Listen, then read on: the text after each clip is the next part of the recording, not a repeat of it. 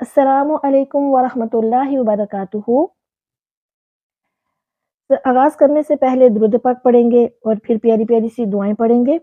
बिस्मिल्लाहिर्रहमानिर्रहीम। अस्सलातु वस्सलामु अलैका या सय्यदी या रसूलल्लाह व अला आलिका व अस्हाबिका या सय्यदी या हबीबल्लाह। रब्बिश्रह ली सदरी व यस्सिर ली अमरी वहलुल उक़दतम मिन लिसानी यफ़क़हू क़ौली। रब्बी यस्सिर वला तुअस्सिर व तम्मिम बिल खैरि व बिका नस्तईन। जैसे कि आपको पता है कि हम नमाज के बारे में पढ़ रहे हैं और आज हमारा जो लेक्चर है वो नमाज कसर पर है। नमाज कसर के इस लेक्चर में हम पढ़ेंगे कि नमाज कसर किसको कहते हैं, कसर के मानी क्या हैं और कसर की रकतें कितनी हैं और कब पढ़ी जाती हैं और कितनी दूर जाएंगे तो पढ़ेंगे। चलें सबसे पहले ये समझते हैं कसर किसे कहते हैं। कसर कहते हैं नमाज को कम करके पढ़ना, यानी कि नमाज को मुख्तसर करके पढ़ना। ये 4 रकतें फ़र्ज़ नमाज़ों में होता है, जैसा कि ज़ोहर की 4 रकतें, असर की नमाज की 4 रकतें यानी फ़र्ज़ और इशा की नमाज की जो 4 रकतें फ़र्ज़ हैं, ये उनमें होता है, यानी कसर करके पढ़ना। इन 4 रकतों को यानी ज़ोहर और असर और इशा, इन तीनों नमाज़ों की 4 फ़र्ज़ रकतों को हम 2 करके पढ़ेंगे, इसी का नाम कसर है। बाकी जो तमाम सुन्नत, तमाम नवाफिल और जो नमाज़ वित्र है, वो सब की सब पूरी पढ़ी जाएंगी, उनमें किसी किस्म की कोई भी कमी नहीं की जाएगी। हाँ, ज़रूरी है कि हालत सफ़र में हों आप। हालात ऐसे हैं कि वक़्त कम है तो फिर आप सुन्नत और नवाफिल अदा कर सकते हैं। तो नमाज कसर जो है वो कहते हैं नमाज को कम करके पढ़ना और हालत सफ़र में पढ़ना। और कम किसको करना है? फ़र्ज़, 4 फ़र्ज़ जो हैं उनको कम करना है, यानी 4 रकाती फ़र्ज़ नमाज को 2 करके पढ़ना, इसको कहते हैं कसर। और ये हम कब करते हैं? जब हम हालत सफ़र में होते हैं। और बाकी जो सुन्नत या नवाफिल होते हैं, सुन्नत मुअक्कदा होती हैं या सुन्नत गैर मुअक्कदा होती हैं, उनके बारे में है कि अगर आपके पास वक़्त है तो आप सारी की सारी नवाफिल और सुनन अदा करें, और अगर आपके पास वक़्त नहीं है फिर आप उसको छोड़ सकते हैं, फिर उसकी रुख़्सत है। लेकिन अब सुन्नतों को या नवाफिल को, यानी 4 सुन्नतें हैं तो उनको 2 करके पढ़ना, या इस तरह वित्र 3 है, अब उनको आप 1.5 कर दें, तो ये इसका मकसद बिल्कुल भी नहीं है। सिर्फ़ और सिर्फ़ 4 रकतें जो फ़र्ज़ की हैं उनको 2 करके पढ़ा जाएगा, और बाकी अगर आपने सुन्नत नवाफिल पढ़ने हैं, वित्र की नमाज़ पढ़नी है तो वो मुकम्मल पढ़ी जाएगी। तो हालत सफ़र में आप 4 फ़र्ज़ को 2 करके पढ़ेंगे, इसको हम कसर कहते हैं।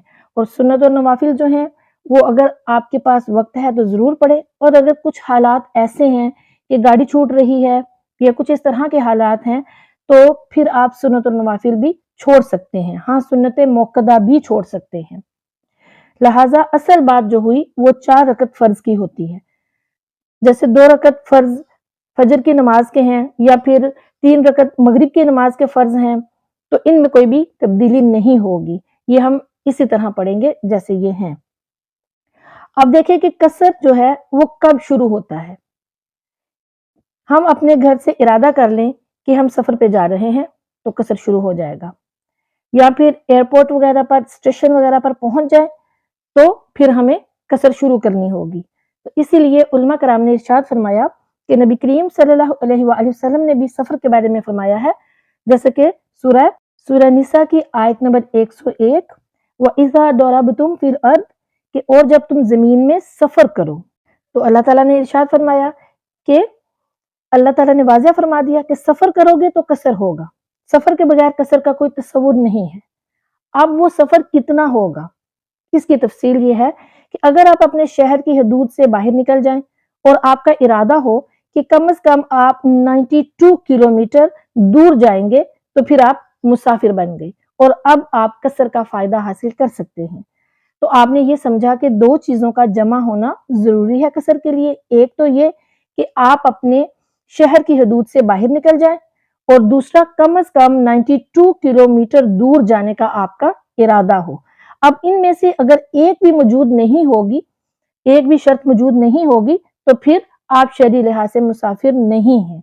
تو یہ قصر کی شرائط ہیں، ایک یہ کہ شہری حدود سے باہر نکلنا، اور دوسرا 92 کلومیٹر دور جانے کا ارادہ۔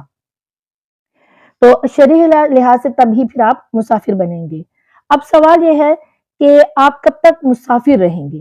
اس کا مطلب یہ ہے کہ آپ کب سفر کر کے آئے اور اپنے وطن میں داخل ہو گئے، مثلا آپ لاہور میں پیدا ہوئے اور آپ کا جو آبائی گاؤں ہے وہ الگ ہے، آپ ادھر جاتے ہیں، آپ کا سفر ختم ہو جاتا ہے، تو آپ ادھر کے مقیم ہو گئے اور آپ کا سفر ختم ہو گیا۔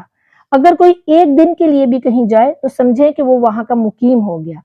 اسی طرح وقت اثر بھی ہوتا ہے کہ آپ نے سفر کر کے وہاں پہنچنا ہے اور آپ نے مائگریٹ کر لیا، آپ کی نیت ہے کہ یہاں سے کہیں نہیں اب جاؤں گا، جیسے کہ آپ کہیں آؤٹ آف کنٹری چلے جاتے ہیں، کسی بھی ملک میں چلے جاتے ہیں، یو کے چلے جاتے ہیں، کینیڈا وغیرہ چلے جاتے ہیں، اور وہاں کی آپ نیشنلٹی لے لیتے ہیں اور آپ کو نیشنلٹی مل گئی، اب آپ وہاں پہ رہنے لگ گئے، تو پھر وہ آپ کا وطن اصلی ہو گیا۔ تو جہاں انسان سکونت اختیار کر لے اور وہاں سے جانے کا ارادہ نہ ہو تو وہ وہاں مقیم ہو جاتا ہے، تو اب وہ وہاں پر کا مسافر نہیں رہتا، بلکہ وہی اب اس کا وطن اصلی ہو جاتا ہے۔ بالفرض اگر آپ شہر کی حدود سے باہر نہیں نکلے، چاہے ارادہ آپ کا 5 کلومیٹر دور جانے کا ہو، آپ ابھی مسافر نہیں ہوئے۔ تو مسافر کی ضد ہوتی ہے مقیم، اور جب آپ مقیم ہوتے ہیں تو پھر آپ مکمل نماز پڑھتے ہیں، پھر اس میں قصر نہیں ہوتا۔ تو آپ نے یہ بات سمجھ لی کہ قصر کی 2 شرطیں ہیں، تو جب وہ ہوں گی تو ہی پھر آپ نماز میں قصر کریں گے کہ شہر کی حدود سے باہر چلے جائیں، اور دوسرا آپ کا ارادہ 92 کلومیٹر دور جانے کا ہو، تب ہی آپ مسافر ہوں گے۔ اور 4 فرض رکعتی نماز جو ہے، 4 رکعتی نماز جو ہے اس کو فرض نماز، اس کو 4 کی بجائے 2 کر کے پڑھیں گے۔ اچھا، جیسا کہ آپ دیکھیں مثال کے طور پر کہ دوسرے شہروں سے لوگ جاب کرنے کے سلسلے میں آتے ہیں، کوئی دبئی میں چلا جاتا ہے، یعنی پاکستان سے دبئی جا کے وہاں پر جاب کرتا ہے، کسی کا ایگریمنٹ 2 سال کا ہے، کسی کا 3 سال کا ہے، تو یہ یاد رکھیے کہ مستقل رہائش نہیں ہوگی، یہ وطن اصلی نہیں ہوگا۔ وطن اصلی وہ ہوتا ہے جہاں آپ مستقل رہنے کا ارادہ کریں، جیسے کہ لوگ کراچی سے پنجاب یا پنجاب سے کراچی شفٹ ہو گئے اور اپنا گھر اور کاروبار وغیرہ سیٹ کر لیا، یعنی کہ اب وہ وہیں پہ رہیں گے، نہیں جائیں گے۔ تو بہت سے لوگ باہر سے کراچی میں آ جاتے ہیں، مستقل رہ جاتے ہیں، تو یہ بھی وطن اصلی ہے، اور وہاں ایک دن کے لیے بھی جائیں تو وہ مقیم کہلائیں گے۔ اور تیسرا وطن اصلی وہ ہوتا ہے جہاں مرد نے شادی کی ہو اور وہاں رہنے کا ارادہ نہ ہو، تو وہ بھی اس کے لیے ایک وطن اصلی بن جاتا ہے۔ اب وطن اصلی کا حکم یہ ہوتا ہے کہ جو آپ کا آبائی گھر ہو، آپ اس کو بالکل بیچ کر مائگریٹ کرنا چاہتے ہیں، جیسے کہ والدین بھی فوت ہو چکے ہوں اور آبائی گھر بھی ختم ہو گیا ہو، اب یہ وطن اصلی نہیں رہے گا۔ وطن اصلی پھر اصل میں 3 ہو گئی، ایک جہاں آبائی گھر تھا آپ کا اور ابھی بھی موجود ہے، دوسرا جہاں کسی نئے شہر میں آپ چلے گئے اور وہیں پر مستقل رہنے لگ گئے اور وہاں سے جانے کا ارادہ بھی نہیں ہے، ہمیشہ آپ نے وہیں پہ رہنا ہے، وہیں پہ آپ نے سکونت اختیار کر لی، اور تیسرا جہاں آپ کی شادی ہوئی ہو۔ یہ مرد کے لیے ہے، عورت کے لیے نہیں ہے۔ اب حکم ہوتا ہے کہ جیسے آپ سفر کرتے ہوئے وطن اصلی میں داخل ہو گئے، آپ کی مسافت ختم ہو جائے گی اور آپ مقیم ہو جائیں گے۔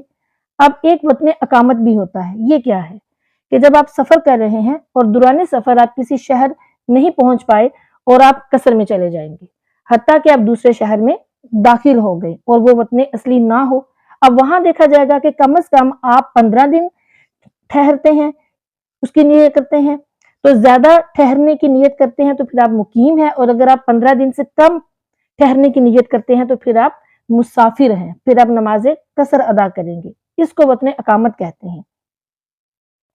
تو وہاں پر جب آپ 15 دن سے زیادہ ٹھہریں گے تو پھر آپ مقیم ہیں، آپ پوری نماز پڑھیں گے، اور اگر 15 دن سے کم ٹھہریں گے تو پھر آپ نماز قصر ادا کریں گے۔ لیکن یاد رکھیں کہ ایک ہی شہر میں اتنا عرصہ ٹھہرنے کا ارادہ ہو تو پھر آپ مقیم بنیں گے۔ اب دیکھیں مثال کے طور پر اگر آپ کراچی سے آپ نے ارادہ کیا کہ میں 4 دن لاہور میں رہوں گا، 5 دن میں اسلام آباد میں رہوں گا، اور پھر میں 5 یا 6 دن پشاور میں رہوں گا، تو اب ٹوٹل آپ نے 15 دن کا ارادہ کیا اور وہ ایک شہر نہیں ہے، یعنی کہ ڈفرینٹ شہر ہیں، جیسے کہ آپ نے لاہور میں کہا کہ میں وہاں پر 4 دن رہوں گا، یا پھر اسلام آباد میں 5 دن رہوں گا، یا پھر میں پشاور میں 6 دن رہوں گا، تو پھر ایک شہر میں نہیں آپ نے کہا، آپ نے ڈفرینٹ شہر جو ہے وہ چوز کیے کہ اتنے اتنے دن وہاں میں نے رہنا ہے۔ تو اب کسی بھی شہر میں آپ جائیں گے تو ادھر کے لیے آپ مسافر ہوں گی، تو پھر آپ نہ تو وہاں کے مقیم ہیں اور نہ وہ وطن اصلی ہیں اور وطن اقامت بھی نہیں ہے، تو پھر آپ وہاں نماز قصر ہی ادا کریں گے۔ اب دیکھیں اس میں آپ نے ایک مسئلہ بھی یاد رکھنا ہے کہ جب آپ حالت سفر میں ہیں اور فرض کریں ظہر کی نماز کا وقت ہے اور آپ مسافر ہیں اور آپ نے قصر کرنا ہے، یعنی 4 رکعتیں جو فرض کی ہیں اس کو آپ نے 2 کر کے پڑھنا ہے، لیکن آپ کو یاد نہیں رہا یا آپ بھول گئے اور آپ نے 4 کی 4 مکمل فرض جو ہیں وہ ادا کر دیے، تو اب پھر آپ کو درمیان میں ہی اگر یاد آ گیا تو پھر آپ کو سجدہ سہو جو ہے وہ لازم کرنا پڑے گا، اور اگر آپ نے سجدہ سہو نہیں کیا تو پھر آپ کی نماز ناقص رہ جائے گی، اور ناقص رہ جانے کی وجہ سے نماز کے وقت کے اندر وہ واجب الاعادہ بھی ہوگی اور وقت گزرنے کے بعد واجب الاعادہ نہیں ہوگی، اور اگر قاعدہ اولیٰ میں بیٹھے ہی نہیں تو اس کی فرض نماز ہی ادا نہیں ہوئی، اس سے فرض نماز دوبارہ قصر کے ساتھ پھر پڑھنی ہوگی۔ اور یہاں ایک اور مسئلہ یہ بھی سمجھ لیجئے کہ حالت سفر کی قضا نماز، یعنی سفر کی حالت میں اگر آپ کی نماز قضا ہو گئی ہے تو پھر حالت سفر کی قضا نماز حالت اقامت میں پڑھیں گے تو قصر ہی پڑھیں گے، اور حالت اقامت کی قضا نماز حالت سفر میں پڑھیں گے تو پوری پڑھیں گے، یعنی قصر نہیں کریں گے۔ اور یہ بھی سمجھ لیں کہ یہ مسئلہ بھی کہ اگر آپ حالت سفر میں ہیں تو ظاہر آپ پر جو قصر ہے وہ لازم ہے، اور اگر آپ جان بوجھ کر قصر نہیں کرتے، یعنی وہ 4 فرض 2 کر کے نہیں پڑھتے، 4 کے 4 ہی پڑھتے ہیں، تو پھر یہ سخت گناہ ہے، تو وہ نماز دوبارہ سے آپ کو قصر کر کے پڑھنی پڑے گی اور توبہ اور استغفار بھی کرنا پڑے گا۔ مجھے امید ہے کہ آپ نے قصر نماز کے تمام مسائل کو سمجھ لیا ہوگا۔ مختصراً میں نے آپ کے ساتھ یہ ذکر کیا۔ اللہ تعالی ہم سب کو علم دین سیکھنے اور اس پر عمل کرنے کی توفیق عطا فرمائے اور دوسروں تک پہنچانے کی توفیق عطا فرمائے، آمین ثم آمین۔